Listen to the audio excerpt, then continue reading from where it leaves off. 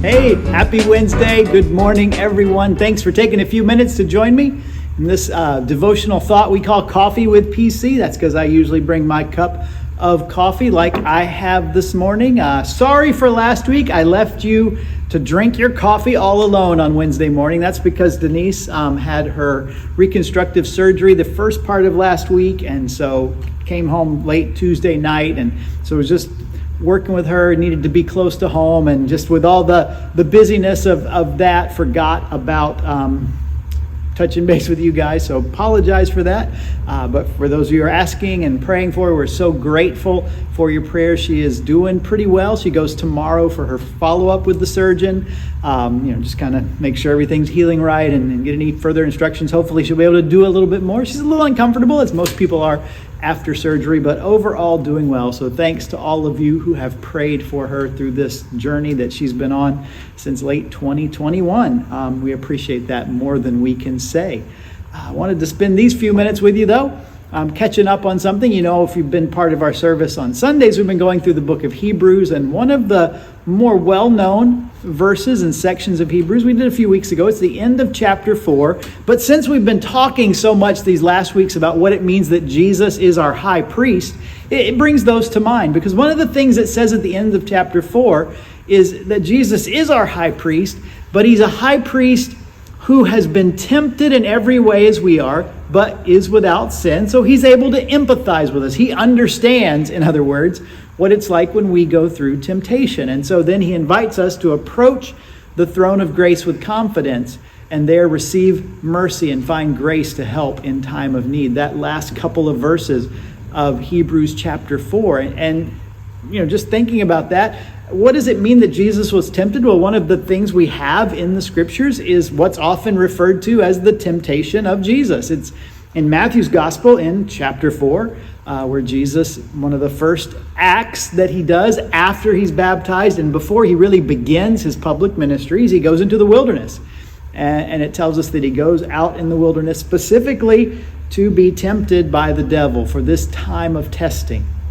A few thoughts about that, particularly as we think about Jesus as our high priest and that he can empathize with us in our struggle, in our temptation. The first thing that jumps out at me is that it tells us that after being out there for 40 days and 40 nights and fasting for 40 days and 40 nights, which is pretty remarkable.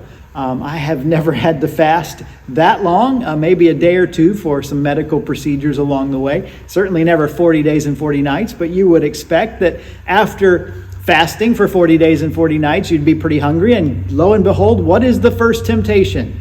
It's the enemy comes and says, hey, can't you turn these stones into bread? And the reminder that I wanted to share with you today is something we probably know implicitly, whether we've ever understood it explicitly or not. And that's the fact that the enemy often comes after us the hardest when we're at our most vulnerable. It seems like when things are tough, when we're having a tough season in our life. In this case, Jesus had a pretty tough 40 days and 40 nights without eating. It's in those moments that the enemy particularly seems to be all over us, all up in our business, as they say.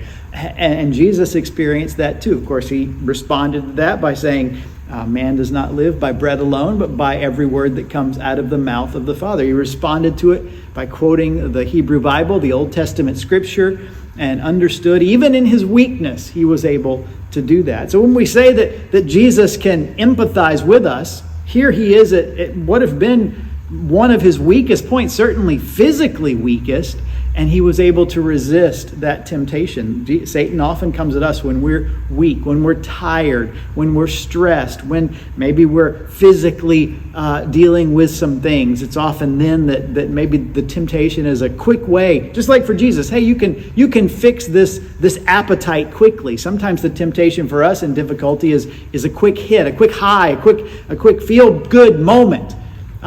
And we need to be like Jesus and understand that in those weak moments, we still need to be strong. But let me jump real quick to the third temptation here.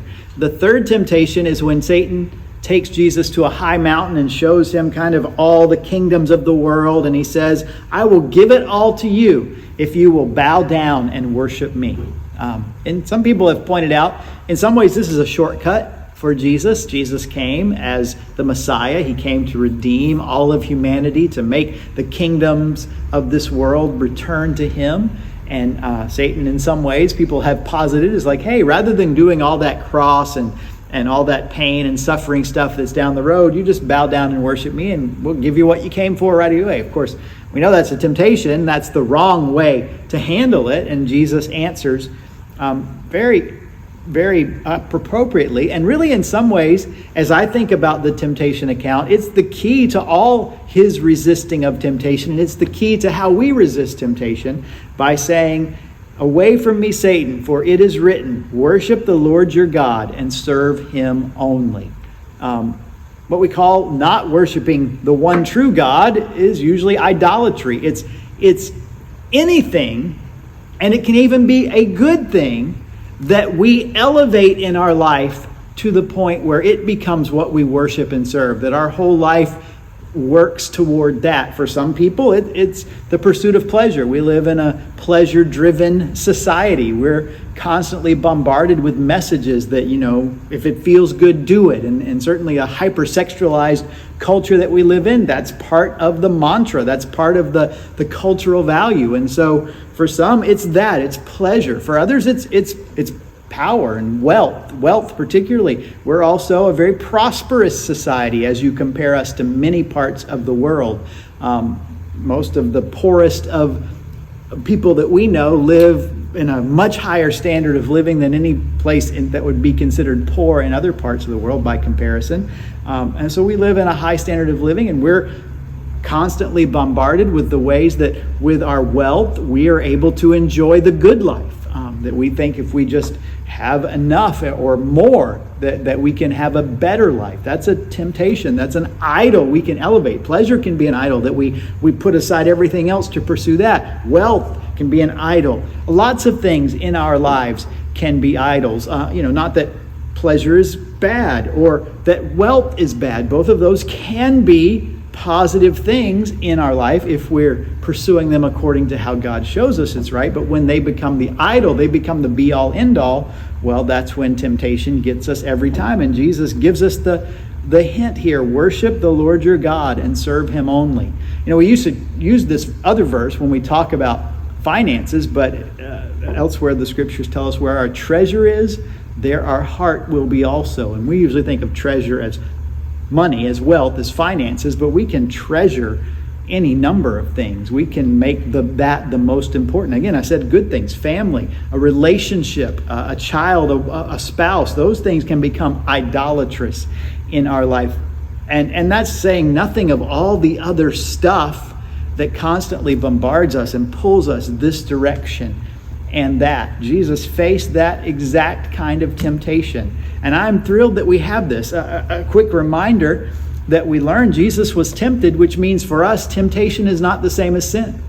You can be tempted, but that's not the same thing as sin. Just because you're tempted doesn't mean you've sinned. We are all tempted in lots of ways. And that pull or that feeling or that lure of temptation is not sinful. It is natural, as Jesus experienced. Sin is when we give in to that temptation and we go after the thing that we're being tempted to do, particularly as it's against God and his character and his nature. So temptation is not sin. That's an important lesson out of this. But also that reality that Jesus has been tempted as we are, and he overcame. That's a great encouragement to me. That's what the writer of Hebrews was holding out to the people when he wrote, and to us as well, that we have this great high priest who's tempted in every way as we are, and yet is without sin, which shows us temptation can be overcome. James says that we're tempted when by our own evil desires we're dragged away and enticed. So usually the temptation is something that we really want. It's something that we desire. There could be lots of things that I wouldn't desire that wouldn't be tempting, that you might desire greatly that would be tempting. That's why your temptations are probably different than mine. And so the enemy knows those things, and it's our own evil desires that he plays on. But ultimately, Jesus shows us that we can resist. And how do we resist? What he says in this third temptation, his answer: worship the Lord your God and serve him only. Don't. According to one of the top 10 commandments, you shall not make a graven image, an idol of any kind. Nothing, even good things, should never elevate themselves in your life above God, because those things, when they become an idol, become a problem in our life, and we're willing to give up a lot of things to pursue our idols. We've seen that to the extreme in culture and in history, where people have pursued cultic and idolatrous practices and religions, even when it meant their own death, taking their own life in their allegiance to this particular thing. And we know that part of the lure of temptation is that it promises us that thrill, that escape, that moment of joy or pleasure. And ultimately, while it might give us that quick hit, that brief thrill, there's only one that can ultimately and eternally give us great pleasure and joy and fulfillment, and that's God himself. And Jesus knew that, so he resisted the temptation as a model for us. And so I wanted to encourage you briefly with that today. How can you look at your life and see where you're serving God and worshiping him? Are you making the choices in your life that put God first, that he's truly the top priority?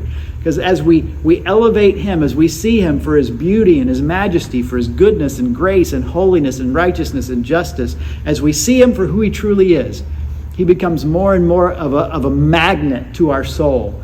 And the things that often would tempt us otherwise become less and less desirable as we see the true beauty and majesty of our great and good God. That's why worshiping him, whether it's wherever you are, getting together with other believers, worship through song, through reading the scriptures, through praying together, through encouraging one another. We need all those things because, well, we will be tempted just like Jesus was.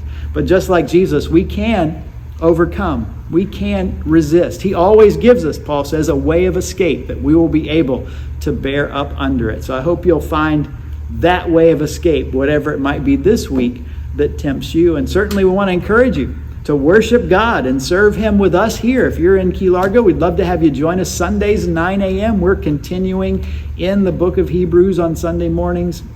Just come on down. We'd love to have you as part of our service. We also stream them and put them on our website and on Facebook Live, that sort of thing. If that's more convenient for you, if you're not one of our neighbors here in the Keys, we'd love to have you join us that way. But either way, I'm going to leave that with you this week. Hope you have a great one, and we'll talk to you hopefully next Wednesday, if not before.